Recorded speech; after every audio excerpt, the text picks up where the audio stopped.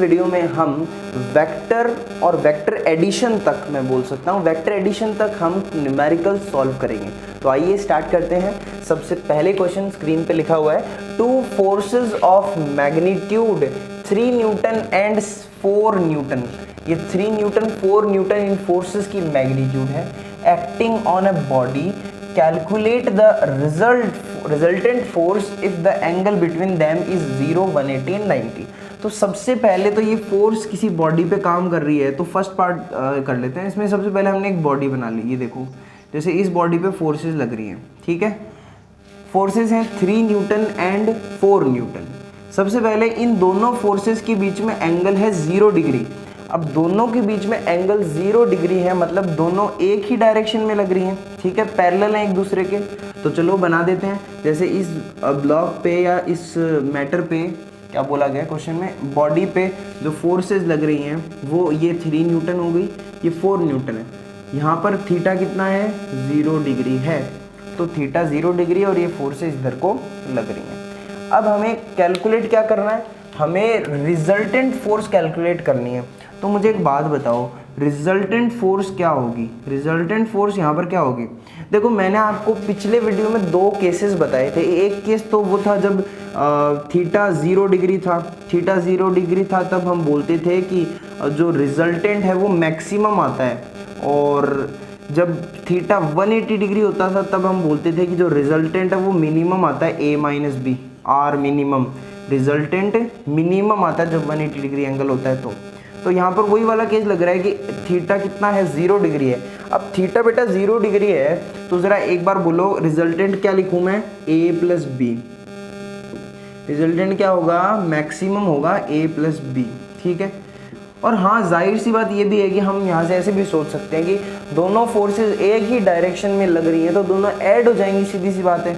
तो क्या होगा, a प्लस बी, ठीक है, is equals to 3 newton plus 4 is equals to 7 newton. ये हमारे पास क्या आ गई, रिजल्टेंट फोर्स आ गई फर्स्ट केस में, ठीक है।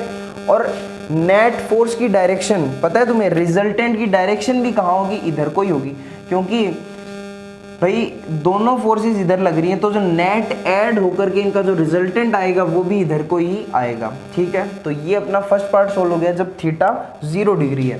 अब दूसरा पार्ट देखो, जब थीटा 180 डिग्री है तब क्या करेंगे। तो थीटा जब 180 डिग्री है तो सीधी सी बात है, ये देखो ब्लॉक बना दिया मैंने। 180 डिग्री है मतलब दोनों एंटी पैरेलल है, मतलब एक फोर्स अगर यहाँ लग रही है, मान लो 4 न्यूटन इधर है तो 3 न्यूटन इधर को लग रही है, अपोजिट साइड में दोनों फोर्सेस लग रही हैं। तो इस बार जो हम रिजल्टेंट निकालेंगे वो पता है मिनिमम होगा, क्योंकि थीटा क्या है यहाँ पर 180 डिग्री, थीटा 180 यानी रिजल्टेंट मिनिमम। रिजल्टेंट मिनिमम है और कितना आएगा, a माइनस बी के बराबर आएगा। a माइनस बी, a कितना है, 4 न्यूटन मान लिया और 3 न्यूटन ये। अब तुम्हें पता है यहाँ पर क्या a माइनस बी नहीं लिखते, ऐसा लिखते हैं a माइनस बी, इस तरीके से लिखते हैं। इसका मतलब ये है कि a और b में से जो भी बड़ा होगा वो पहले लिखा जाएगा और छोटा होगा बाद में लिखा जाएगा। मतलब जब भी हम इनका डिफरेंस कैलकुलेट करेंगे तो हमें बड़े वाले को पहले लिखना है, छोटे वाले को बाद में लिखना है, ठीक है। उसके बाद में कितना आंसर आया यहाँ से, 1 न्यूटन।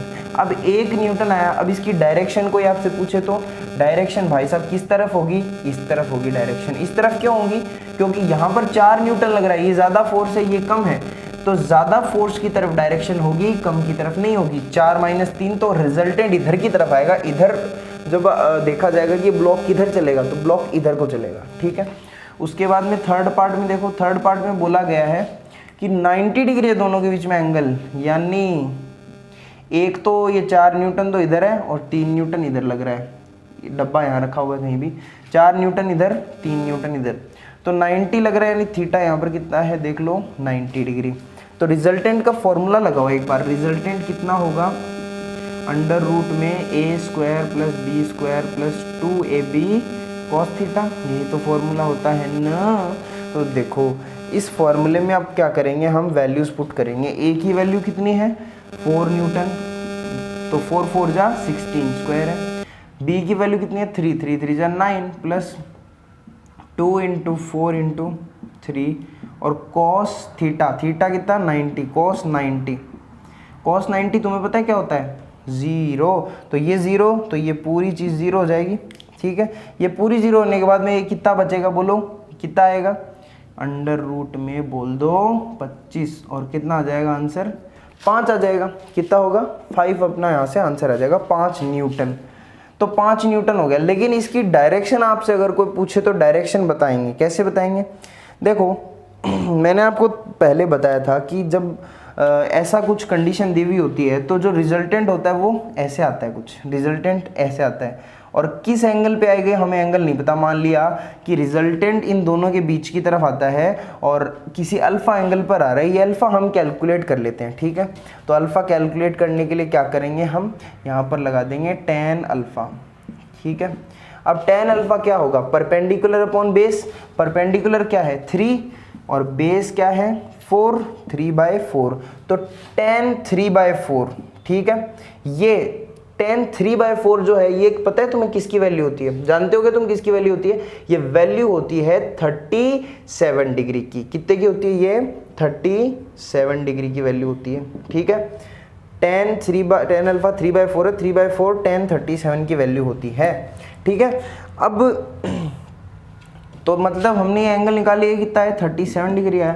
37 मतलब हम अब डायरेक्शन स्पेसिफाई कर सकते हैं ना, एंगल आ गया हमारे पास तो हम डायरेक्शन बता सकते हैं ना कि क्या होगा, कि ये 37 डिग्री फ्रॉम 4 न्यूटन, मतलब 4 न्यूटन वाली फोर्स से 37 डिग्री ऊपर। सो ये इसकी डायरेक्शन भी हमने स्पेसिफाई कर दी। तो बड़ा सिंपल क्वेश्चन था ये। ओके, अगला क्वेश्चन आपकी स्क्रीन पर ये रहा, 2 वेक्टर्स ऑफ इक्वल मैग्नीट्यूड, यानी दोनों का इक्वल मैग्नीट्यूड है 5 यूनिट्स। ठीक है, तो चलो ड्रॉ कर देते हैं। एक ये रहा वेक्टर, 5 यूनिट इसका मैग्नीट्यूड है, and have an angle of 60 degree, यानी इन दोनों के बीच का एंगल 60 डिग्री है। ये मैंने यहाँ पे स्पेसिफाई नहीं किया, बिटवीन देम ऐसा लिखा हुआ था। And have an angle of 60 degree, तो देखो ये एंगल हो गया 60 डिग्री और ये हो गया एंगल 60 डिग्री, और ये भी 5 यूनिट्स है। ठीक है, तो ये कुछ पैरेललोग्राम लॉ जैसा हो गया, parallelogram law of vector addition पढ़ा था। तो इसका जो रिजल्टेंट होगा ना बच्चों, देखो ये 60 डिग्री एंगल हो गया, सो इनका जो रिजल्टेंट होगा वो इस डायगोनल के अलोंग होगा। ठीक है, ये क्या हो गया, इसका रिजल्टेंट हो गया आर वेक्टर। अब हमें क्वेश्चन में कैलकुलेट करना, find the magnitude of their resultant vector, R vector का मैग्नीट्यूड निकालना है और एंगल निकालना है वन ऑफ द वेक्टर से, इनमें से किसी भी एक वेक्टर के साथ आर का एंगल निकालना है। तो आर का एंगल मैंने इसके साथ मान लिया अल्फा है। ठीक है, तो हमें अल्फा कैलकुलेट करना है और आर वेक्टर का मैग्नीट्यूड कैलकुलेट करना है। तो ज़रा एक बार फॉर्मूला हम यहाँ पे अप्लाई करते हैं। आर वेक्टर का मैग्नीट्यूड इज इक्वल्स टू क्या था, अंडर रूट में a² + b² + 2ab cos theta. बेटा थीटा कितना है, 60 डिग्री है ना, तो cos 60 की वैल्यू कितनी होती है, बोलो ना, cos 60 की वैल्यू कितनी होती है, a की वैल्यू कितनी है 5, तो 5 का स्क्वायर कितना 25 + 25 + 2, a कितना 5, b कितना 5, और cos 60 डिग्री कितना हो गया 1/2। ठीक है, तो 1/2 से 1/2 की जहाँ भूल गई, ये कितना बचा 25, तो 3 बार 25 यानी 75, अंडर रूट में कितना आ गया ये 75, बोलो आ गया कि नहीं आ गया। तो ये देखो कितना हो जाएगा, इसको अगर तुम सॉल्व करोगे तो आएगा 5√3, कितना आएगा 5√3। अब फाइनली हम एंगल निकालने पे पहुंच गए, हमें एंगल कैलकुलेट करना है। कैसे करेंगे, tan अल्फा वाला फॉर्मूला था ना, क्या था, b sin theta upon a + b cos theta. ठीक है भाई साहब, ओके। तो एक बात बताओ, b sin थीटा 5 sin 60 कितना होगा, sin 60 कितना होता है √3/2, a कितना है 5 + b कितना है 5, और cos 60 कितना है 1/2। सो जब तुम इसको सॉल्व करोगे तो बताओ कितना आएगा, देखो सॉल्व करके देखो, ये अपना आंसर आ जाएगा 1/√3। कितना आ जाएगा 1/√3, ये 1/√3 कितना होता है tan 30 डिग्री, यानी एंगल कितना आ गया हमारे पास 30 डिग्री आ गया। समझ में आएगा नहीं आया, बहुत आसान सा क्वेश्चन था। ठीक है, उसके बाद में अगला क्वेश्चन, अगले क्वेश्चन की एक बार रीडिंग करते हैं। A vector and B vector make angle of 20 degree and 110 degree respectively with the X axis the magnitude of these vectors are 5 and 12। मतलब दो वेक्टर्स ने एक्स एक्सिस के साथ एंगल बनाया। देखो जरा बना के देखते हैं। एक्स एक्सिस रहा अपना ये, तो ठीक है, इसके साथ दो वेक्टर्स ने एंगल बनाए। जैसे ए वेक्टर ने बनाया 20 डिग्री, तो ए वेक्टर ने 20 डिग्री बनाया, तो ए वेक्टर कुछ इधर होगा, 20 डिग्री का एंगल रहा ये, ठीक है, देख पा रहे हो 20 डिग्री का एंगल रहा ये। और फिर उसके बाद में जो दूसरा बी वेक्टर है, बी वेक्टर ने बनाया 110 डिग्री, तो 110 डिग्री कितना होगा, 90 से थोड़ा सा इधर, थोड़ा सा मामूली सा इधर कर देते हैं। ये हुआ अपना बी वेक्टर। ये कितना बना रहा है एंगल एक्स एक्सिस साथ, 110 डिग्री, 110 डिग्री इधर लिख दिया मैंने, ठीक है। अब हमें निकालना है, क्या निकालना है हमें, रिजल्टेंट वेक्टर हमें इनका कैलकुलेट करना है। तो एक बात बताओ, रिजल्टेंट वेक्टर का कितना होगा एंगल यहाँ से, ठीक है। एक बात देखना ज़रा, यहाँ से देखो कि जो ये ए वेक्टर और जो ये बी वेक्टर है, इन दोनों के बीच में एंगल कितना है, 90 डिग्री। कैसे पता चला, 110 माइनस 20 कितना, 90। तो इन दोनों के बीच में एंगल 90 डिग्री है, मतलब ये एक दूसरे के परपेंडिकुलर है। और जो इनका रिजल्टेंट होगा वो कुछ इधर इनके बीच में आएगा। जैसे ये 90 हो गया, ठीक है, मैंने स्पेसिफाई कर दिया 90 है।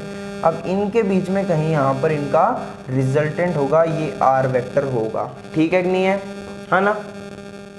तो ये ना हो गया इनका रिजल्टेंट। अब क्या करें भाई साहब, अब ज़रा देखो हम क्या कर सकते हैं, यहाँ से हम रिजल्टेंट निकालने की कोशिश कर सकते हैं। रिजल्टेंट वेक्टर का मैग्नीट्यूड का फॉर्मूला क्या होता था, A square plus B square plus 2ab cos theta, ठीक है। अब क्या करें हम, देखो हमें इनका मैग्नीट्यूड दे रखा है दोनों वेक्टर्स का, 5 और 12, तो ये कितना हो जाएगा, 5 5 जा 25 प्लस 144 और अंडर रूट में प्लस 2a यानी 5, b यानी 12 और cos थीटा, यानी थीटा क्या लें, अब बताओ, थीटा लेंगे 90, क्योंकि थीटा क्या होता है, यहाँ पर a और b के बीच का एंगल होता है, और a और b का बीच का एंगल कितना है, 90 डिग्री, तो cos 90 डिग्री आ गया यहाँ से, ठीक है। अब क्या करें, देखो 25 प्लस 144 ये कितना होगा, 549 169 प्लस ये कितना होगा, अच्छा cos 90 कितना होता है बुलाओ, cos 90 कितना होता है, ये हो जाएगा अपना 0। तो ये वाला पोर्शन तो ख़त्म ही हो गया पूरा, ठीक है। तो ये ख़त्म हो गया, तो फिर क्या होगा, अंडर रूट में 169, यानी 169 का क्या होता है 13। तो यानी जो रिजल्टेंट है इसका मैग्नीट्यूड तो हमने निकाल लिया, 13 आ गया। लेकिन अब हमें क्या निकालना है, हमें इसकी पोजीशन बतानी है, एक्चुअली एंगल भी बताना है। तो एंगल कौन सा लें, रिजल्टेंट का किसी एक वेक्टर के साथ एंगल, रिजल्टेंट का ए वेक्टर के साथ एंगल मैंने मान लिया अल्फ़ा है, तो मैं tan अल्फ़ा निकालने जाऊँगा यहाँ पे। तो tan अल्फ़ा निकालने जाऊँगा तो tan अल्फ़ा क्या होगा, b साइन थीटा अपॉन में a plus B cos theta, वही अपना पुराना फॉर्मूला। अब देखो ज़रा b जो है, b की वैल्यू क्या है क्वेश्चन में 12, और साइन थीटा यानी साइन 90 कितना होता है 1, और a की वैल्यू कितनी है 5 प्लस b की 12 और cos 90 कितना होता है 0, तो ये तो हो गया 0, कितना हुआ 12/5। तो ये हमारे पास आंसर आ गया। मतलब ये हमने क्या tan अल्फ़ा की वैल्यू निकाल ली, तो अल्फ़ा कितना होगा बच्चों, अल्फ़ा हो जाएगा tan इनवर्स 12/5। सर ऐसा भी आंसर आता है क्या, हाँ ऐसा भी आता है। सो ये हमने अल्फ़ा निकाल लिया tan इनवर्स 5, तो हमने मैग्नीट्यूड भी निकाल लिया रिजल्टेंट का और रिजल्टेंट वेक्टर की डायरेक्शन भी निकाल ली। ओके, तो बहुत इजी क्वेश्चन था, आपको समझ में आया होगा। अभी 2 क्वेश्चन इस रिलेटेड और करते हैं। हमें प्रूव करना है कि AC plus BD is equals to 2BC है, ये हमें प्रूव करना है। कैसे करेंगे, देखो ये जो फिगर हमें गिवन है क्वेश्चन में, पैरेललोग्राम दे रखा है, तो इसके अंदर हमको 2 ट्रायंगल दिख रहे हैं। एक तो ये वाला ट्रायंगल, ट्रायंगल ABC, और एक ये ट्रायंगल BCD, ठीक है। तो इनमें हम ट्रायंगल लॉ अप्लाई करते हैं, तो हमें क्या मिलता है कि जो AC वेक्टर है ना, AC वेक्टर ये क्या है, ये इन दोनों का रिजल्टेंट है। मतलब AB vector plus BC vector is equals to है AC वेक्टर, ठीक है।